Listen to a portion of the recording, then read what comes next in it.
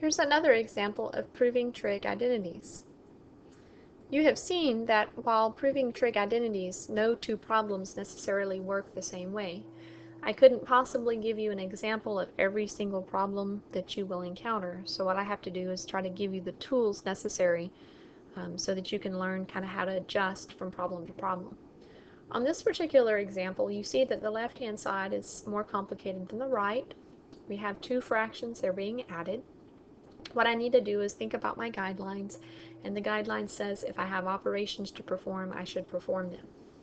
Now, on the left-hand side, choosing that side, I see that I need to combine those fractions. Now, that being the case, I need a common denominator. Well, the least common denominator would simply be the product of those two denominators, 1 minus sine of x multiplied by 1 plus sine of x. So the first fraction would need to be multiplied top and bottom by 1 plus sine of x. So I'll have 1 over 1 minus sine of x, and I need to multiply the numerator and the denominator by 1 plus sine of x. Now you see this looks similar to multiplying by the conjugate. That is actually, in fact, what we're doing, but we're doing it for a different reason. We're doing it for the reason of I need to combine fractions, and the conjugates just happen to be what the common denominators were. Okay, the second fraction, I have 1 over 1 plus sine of x. It needs to be multiplied by 1 minus sine of x over 1 minus sine of x. Okay, now doing this, do be careful of the sign you have in the middle. This is a plus, so we really won't have a problem. But if it's a minus, you have to be just careful to distribute it if you need to. This one, we don't have that consideration. In the numerator of the first fraction, I'll have 1 multiplied by 1 plus sine of x. That's just 1 plus sine of x over. The numerator, for the moment, I'm going to leave as 1 minus sine of x and 1 plus sine of x. I will multiply that out here in a little bit. And then I have plus, and then 1 multiplied by 1 minus sine of x. That would be 1 minus sine of x over that common denominator.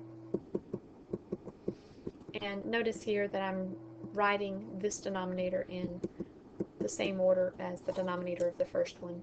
We're multiplying in the denominator, so it doesn't matter what order those are written in. Now, this whole expression I have up above now has a common denominator of 1 minus sine of x times 1 plus sine of x. Okay, the numerators can be combined. I have 1 plus sine of x plus 1 minus sine of x.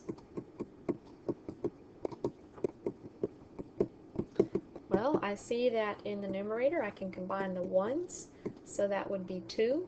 And then actually sine of x minus sine of x reduces to 0, so the whole numerator is just 2. In the denominator, I can actually FOIL this denominator out. 1 times 1 is 1. 1 times sine of x is positive sine of x. Negative sine of x times 1 is negative sine of x. And then negative sine of x times positive sine of x is negative sine squared of x.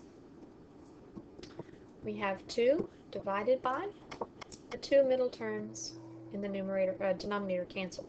So the denominator becomes 1 minus sine squared of x. Now the denominator should remind us of this Pythagorean theorem. Sine squared of x plus cosine squared of x equals to 1. However, we need to use an alternate form for that. The alternate form says that cosine squared of x equals 1 minus sine squared of x. We see that what we have is the right-hand side, and so for that right-hand side we can substitute in cosine squared of x. And so this expression becomes 2 over cosine squared of x. Finally, we can split this apart. We can say that this is the same thing as 2 times 1 over cosine of x. And then using a reciprocal identity, 1 over cosine squared of x is the same thing as secant squared of x. And so we have our desired result, 2 times secant squared of x.